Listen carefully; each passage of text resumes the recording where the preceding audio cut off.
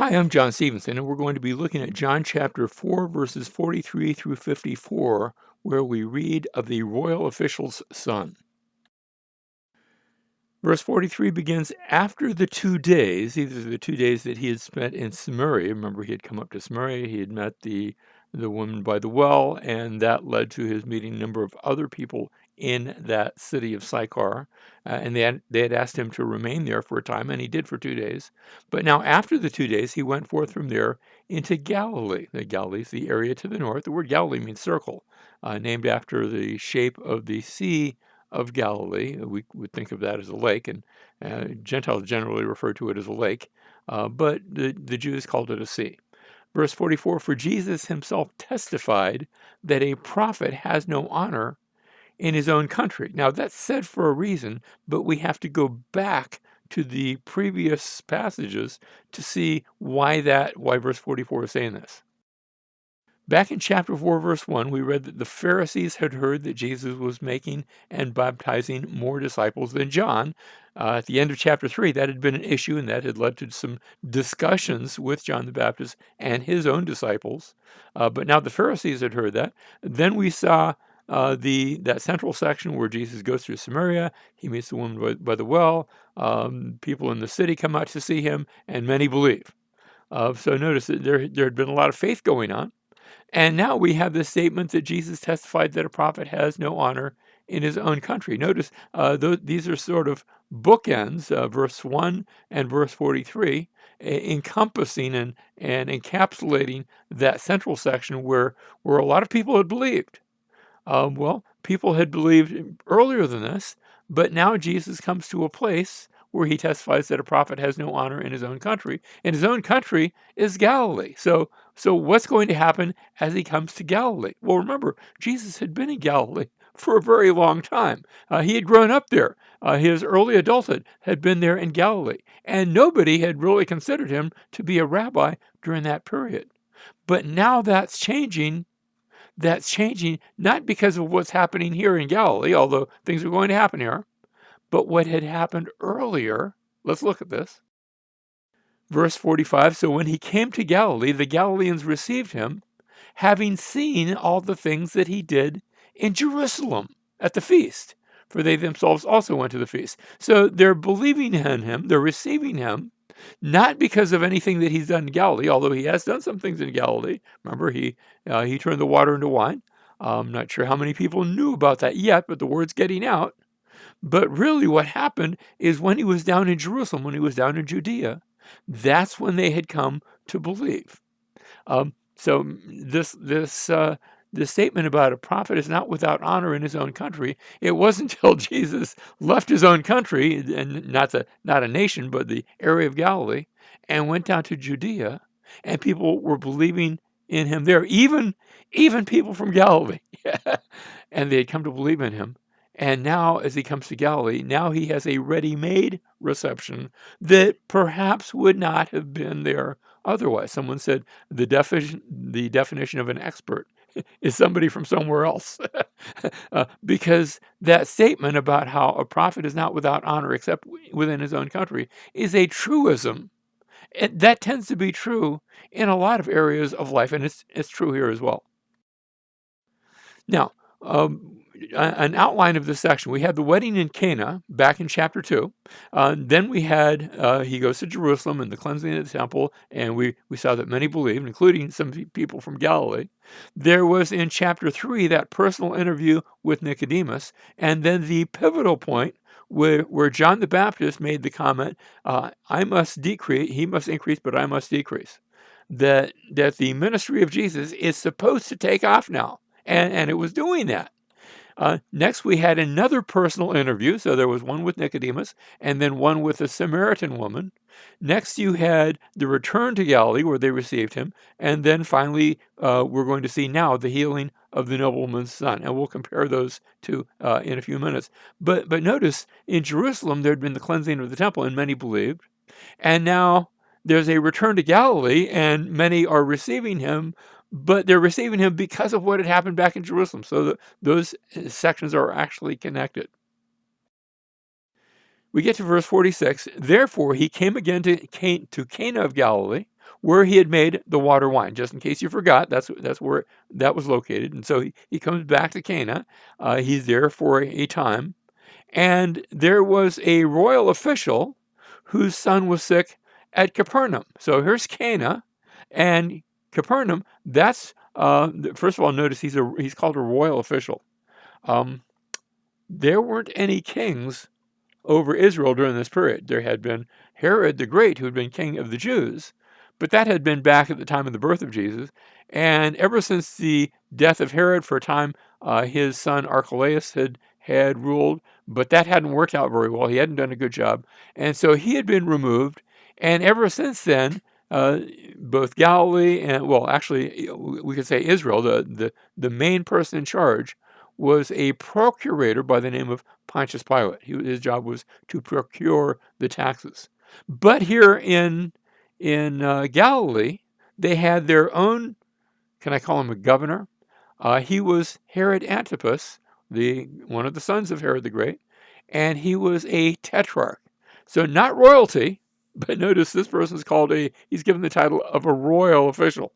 And perhaps that's because Herod Antipas had gotten into the habit of sort of putting on airs. So some of the Gospels will refer to Herod Antipas as not just a tetrarch, but as a king. Now, he wasn't really a king, but it looks like a king, and it smells like a king, and it acts like a king, so sometimes they'll just refer to him by that term. And that's what's happening here. This is not Herod Antipas, this royal official, but perhaps somebody working for him and acting a bit like as if he works for a king. He's a VIP. And his son was sick at Capernaum. Now, we're going to see Jesus later on at Capernaum, but he's not there right now. And there's quite a bit of distance between these two. As the crow flies, it might be, I'm guessing, around 15 miles or so, but they weren't crows. And Capernaum's actually downhill from Cana. Cana's up in the hills and in the hill country, up, I'm not sure, maybe 1,500, 2,000 feet above sea level, whereas Capernaum is 500 feet below sea level. The whole Sea of Galilee is below sea level. So getting from one place to the other, you're not walking in a straight line. You're going around the hills, and there's some detours that you're taking. And here, a royal official has a son sick at Capernaum, and we're going to see he's going to interact with Jesus, but Jesus isn't in Capernaum.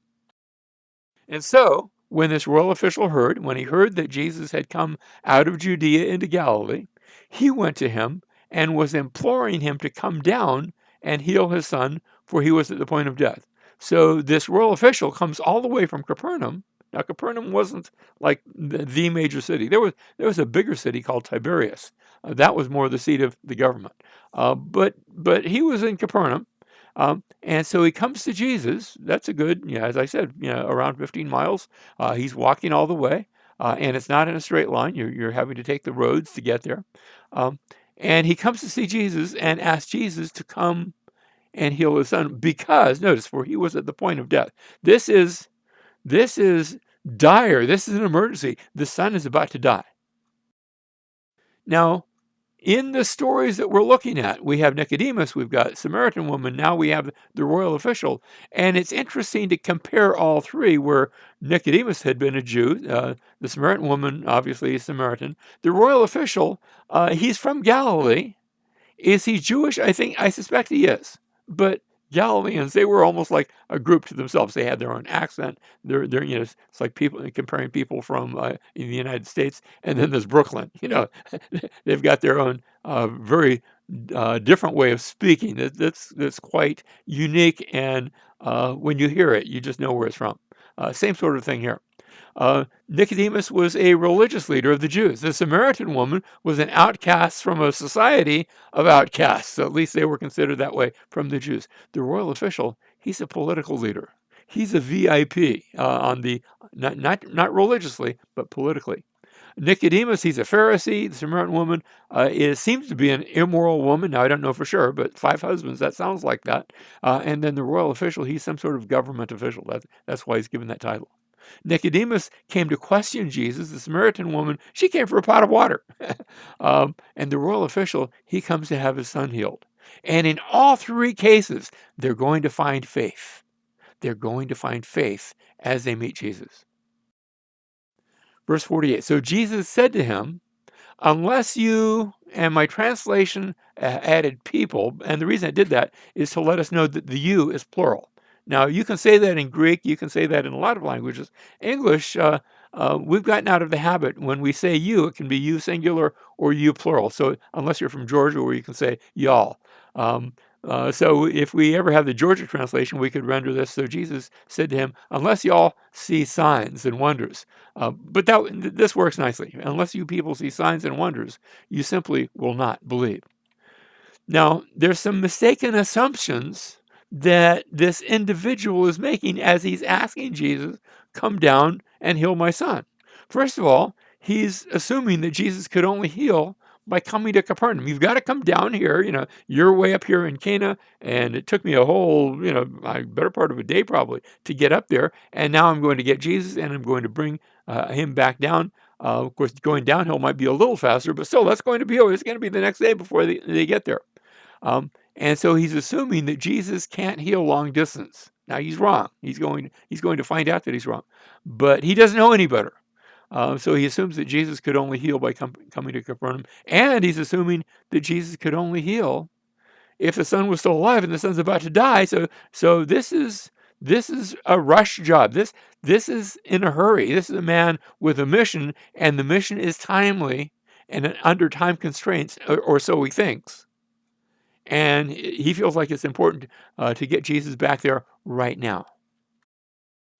Verse 49, the royal official said to him, Sir, curio is the Greek. Actually, you could have translated that Lord, but it is an honorific, so Sir works nicely. Come down before my child dies. See, he thinks you've got to come down. Once the child dies, then all hope is lost. Normally that would be true, but not of Jesus. Verse 50, Jesus said to him, Go, your son lives. By the way, notice, come down before my child dies. That's the diminutive, his little one. Now, I'm not sure how little the child was, but when your children are sick, they feel like the little ones anyway. And so Jesus says to him, Go, your son. Notice the difference between child and son. But notice, not he lives right now. It's okay. Notice there's a present tense to that.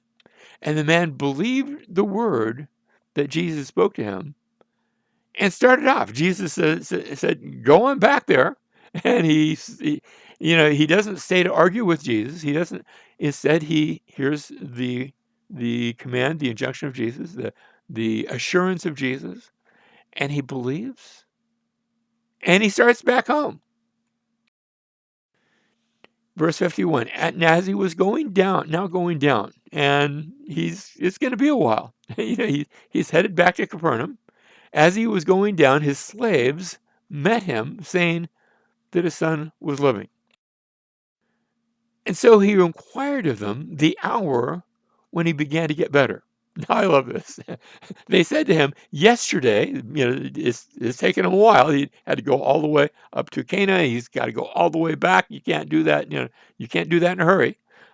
Yesterday, at the 7th hour, the fever left him. I have joked on occasion that the people in the ancient world, remember, they didn't have clocks on. They didn't have wristwatches or some way of telling the exact time. So I used to joke that everything happens at the 3rd hour, the 6th hour, the 9th hour. 3rd hour is when the sun has come up and it's about 3 hours up. 6th hour, that's when it's overhead. 9th hour, that's when it's heading down. But notice, this is the 7th hour. This is like time certain, time specific. And that's striking.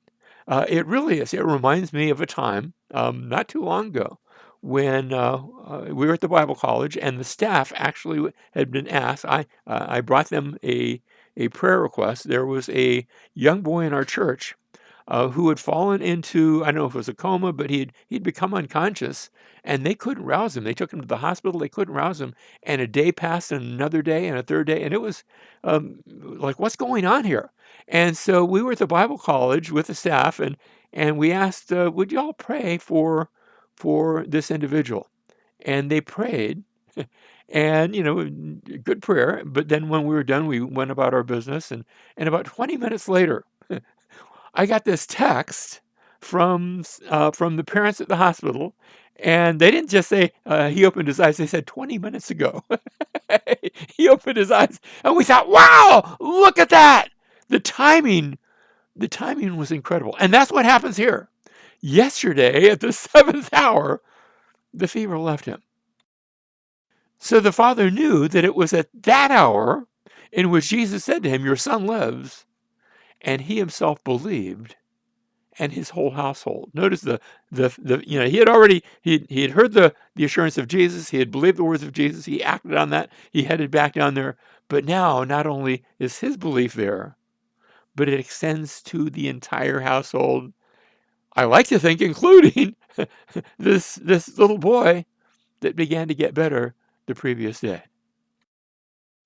This is again a second sign that Jesus performed when he had come out of Judea into Galilee. And so a second sign is mentioned here. Of course, remember the first sign, that had been the miracle at Cana. Here's the second miracle at Cana, even though the boy wasn't at Cana, but Jesus was. In the first miracle, there had been a scene of joy and rejoicing. It was a wedding. In the second miracle, it was sorrow and concern, and they thought there was about to be a funeral. In the first miracle, Jesus had turned wine from water into wine. In the second miracle, he brings health to the boy that was in danger of dying. In the first miracle, it was a miracle of creation, bringing forth wine from water. In the second miracle, it was a miracle of healing. And there's a sense in which of course, obviously they both point us to Jesus, but they both remind us that we have a new creation and we have a spiritual healing from him. We call that salvation.